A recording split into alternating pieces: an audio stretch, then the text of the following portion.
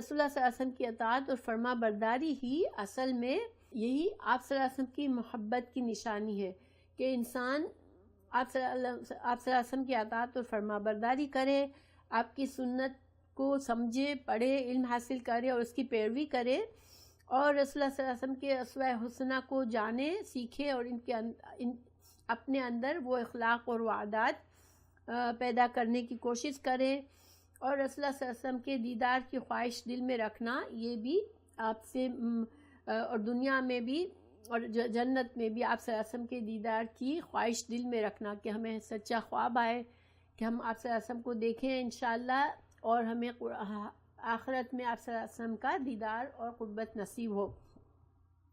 تو یہ ساری چیزیں جو ہیں وہ آپ صلی اللہ علیہ وسلم کی محبت کی نشانیاں ہیں۔ یہ محبت کے دعوے تو بہت لوگ کرتے ہیں، لیکن بغیر علم کے محبت کے لیے معرفت ضروری ہے۔ انسان اگر کسی کو سمجھتا ہی نہیں ہے کہ ہمیں کیوں محبت کرنی ہے اور محبت سے کیا مطلب ہے، تو پھر انسان گمراہ ہوتا ہے، اور وہ جس طرح سے آج کل محبت کا دعویٰ کر کے بہت گناہ کے کام کیے جاتے ہیں۔ ربیع الاول منانے کے وقت بھی بہت سارے نان اسلامک شرکیہ طریقے اختیار کرتے ہیں، یا بہت سی آپ صلی اللہ علیہ وسلم کے لیے نعتیں لکھتے ہیں جس میں شرکیہ باتیں ہوتی ہیں۔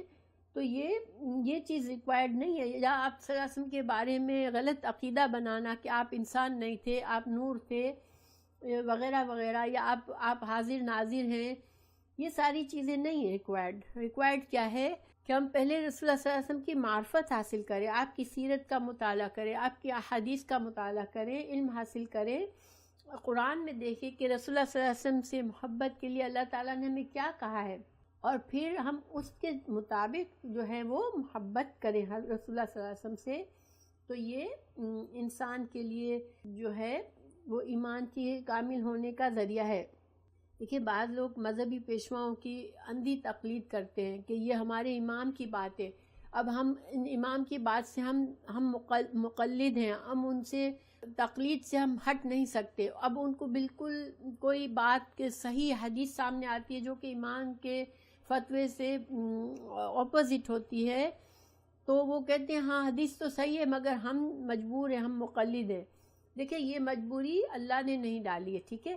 انسان کو ایسا ہونا چاہیے کہ دین کو صحیح سمجھے، سیکھے، اور یہ یقین رکھے کہ آپ صلی اللہ علیہ وسلم کی طرف سے جو علم آیا ہے، اس کے علاوہ جو بھی علماء ہیں، جو مذہبی پیشوا ہیں، انہوں نے اگر اخلاص سے دین کا کام کیا، اللہ تعالیٰ کے لیے کے پاس ان کا اجر ہے، اور ہمیں ان کو فالو کرنا ہے، مگر اس وقت تک جب تک اللہ اور اللہ کے رسول صلی اللہ علیہ وسلم کی بات کے خلاف ان کی بات نہ ہو۔ اور ہر انسان، ہر عالم ایک انسان ہوتا ہے، اور اس کے علم محدود ہوتا ہے، کہیں نہ کہیں اس سے غلطی ہو سکتی ہے۔ اپنے امام کو اس قدر کامل سمجھنا کہ رسول اللہ صلی اللہ علیہ وسلم کی صحیح حدیث پر بھی تم اس کو بھی ٹھکرا دیتے ہو، تو یہ بہت خطرناک بات ہے، ٹھیک ہے؟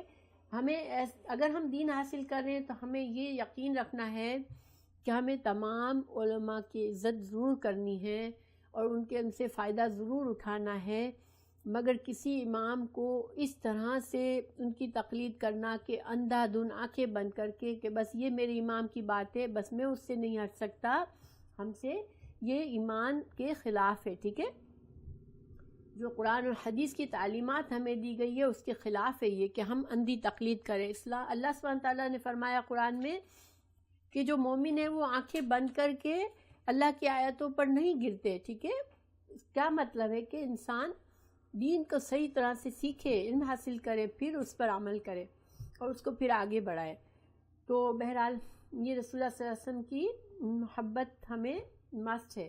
آج بھی اگر صحیح احادیث ہمارے سامنے آتی ہیں اور ہم بہت سالوں سے ایک بات کر رہے تھے جو کہ صحیح نہیں تھی اور ہمیں نہیں پتہ تھا، تو اب ہمیں تردد نہیں ہونا چاہیے۔ آج ہم میں بھی یہ خرابی ہے۔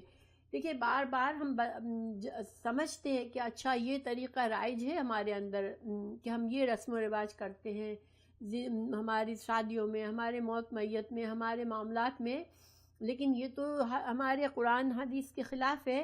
ہم سمجھ جاتے ہیں، پڑھ لیتے ہیں، مگر ہم اپنا طریقہ نہیں بدلتے کیونکہ ہم اس کے عادی ہیں اور ہم کیسے بدلیں، یہ تو یہی یہاں کا دستور ہے، یہی طریقہ ہے، ہم سب سے الگ ہو جائیں گے. نہیں، ہمیں یہ کوئی کنسرن نہیں ہونا چاہیے. ہمیں اگر ہر انسان، ہر مسلمان اگر اس طرح سے دین سیکھے گا انشاءاللہ تو ویسے ہی بدعات اور غلط طریقے ہٹ جائیں گے معاشرے میں سے. لیکن ہم ان کے بعد بھی اگر ضد کر کے انہی غلط طریقوں پر رہیں گے تو پھر کہاں سے بگاڑ دور ہوگا، اور پھر ہمارے لیے مشکل ہو جائے گی. اگر ہم کبھی اصلاح نہیں کریں گے تو پھر ایونچولی یا تو ہم دنیا سب سے الگ کٹ جائیں گے یا پھر ہم ان کے جیسے بن جائیں گے. ٹھیک ہے، تو ہمارا فرض ہے کہ ہم غلط طریقوں کے خلاف، اگر ہمارے اندر ہمت نہیں ہے تو کم از کم ہم ان میں شامل ہونا چھوڑ دیں.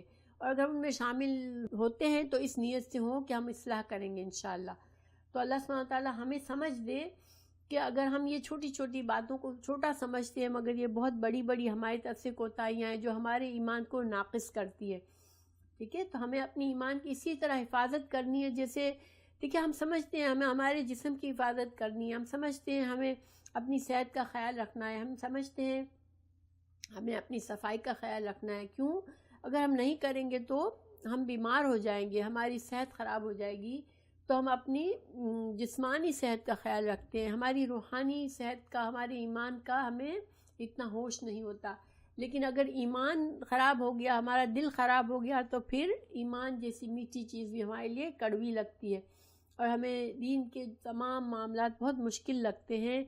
ہمیں نمازیں پڑھنا، ہمیں دین کے لیے کوئی چھوٹی سے چھوٹی قربانی دینا بھی ہمیں مشکل لگے گا.